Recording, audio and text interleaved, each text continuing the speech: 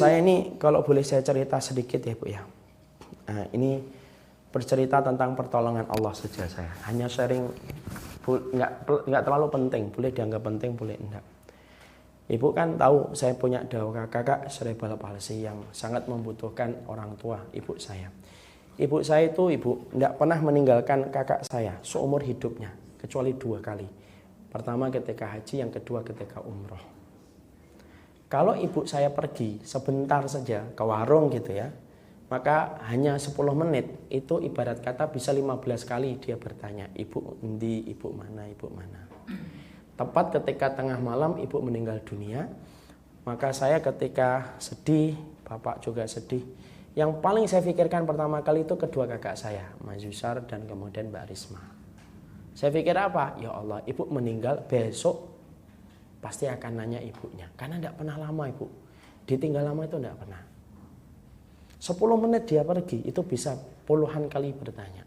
Sesuatu yang mustahil kalau ibu masih hidup ditinggalkan lama itu tidak bisa. Makanya seumur hidup ibu tidak pernah meninggalkan kedua kakak saya. Yang sangat luar biasa saya dapatkan pertolongan Allah dan keluarga kita adalah mungkin karena kebaikan ibu. Maka ibu meninggal sekitar jam 3 pagi menjelang dini hari. Meninggal, kita bawa ke rumah kakak saya, dan kakak saya itu dibawa ke rumah Bu, sebenarnya. Karena malam mungkin ibu sudah ngerasa, kemudian karena sakitnya semakin berat nyuruh bapak saya, Mbok Yusa sama Risma dibawa pulang aja. Kasihan kalau tidur di rumah sakit. Kemudian saat itu saya masih perjalanan pulang. Maka kemudian bawa pulang itu tidak bisa tidur, mereka berdua itu nanya ibu mana, ibu mana, ibu mana. Ketika dibawa dalam kondisi sudah terbujur kaku, diletakkan di dipan. Saya masih ingat Bu, kakak saya laki-laki itu mendekat ke saya, mendekati saya. Dia duduk, dia diem, tidak nanya sama sekali tentang ibunya. Ibu terbujur kaku di situ. Kakak perempuan saya agak menjauh dia, tapi dilihatin doang. Sampai kemudian akhirnya duhur datang, kemudian habis duhur diberangkatkan. Ketika diberangkatkan, kakak saya laki itu sempat berdiri, tapi nggak nanya apa-apa. Kakak perempuan saya kemudian juga berdiri, tapi nggak nanya apa-apa. Sampai dikuburkan Bu. Hampir ini sekarang sudah hampir 4 tahun. Nah, kemarin Maret ini insya Allah 4 tahun.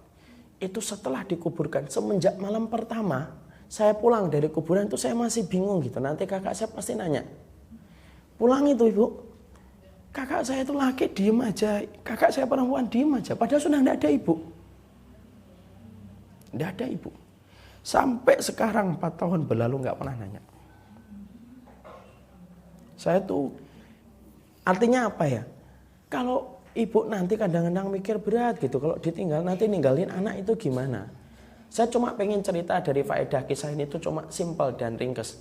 Kalau ibu nanti terbebani tiba-tiba ada yang didiagnosa sakit berat, anaknya masih kecil gitu, Allah yang nanti nyiapin anak kita Bu.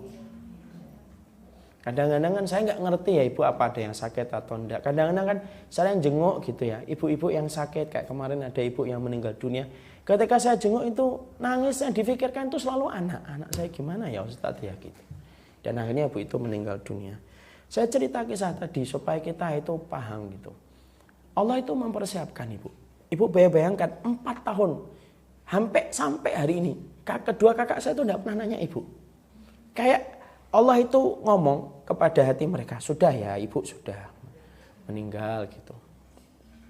Ibu sudah melakukan kewajibannya gitu. Kamu tidak usah nanya-nanya lagi. Itu tidak pernah nanya ibu. Tidak pernah nanya, sampai hari ini tidak pernah nanya.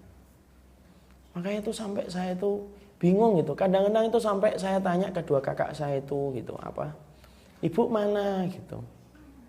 Ya cuma diem aja, ibu enggal. Ibu enggal itu ibu pergi ninggalin gitu. Ibu pergi lagi itu. Sudah enggak nanya sama sekali. Padahal demi Allah Bu, dulu ketika ibu itu pergi itu, jalan ke pasar aja kita di mobil di pasar, itu masih di mobil, itu nanya bisa puluhan kali itu. Kakak saya perempuan kalau sampai 1 jam tidak ketemu ibu, tantrum dia. Tahu tantrum kan? langsung nuang sih. Histeris itu tantrum. Terus sampai sekarang nggak pernah.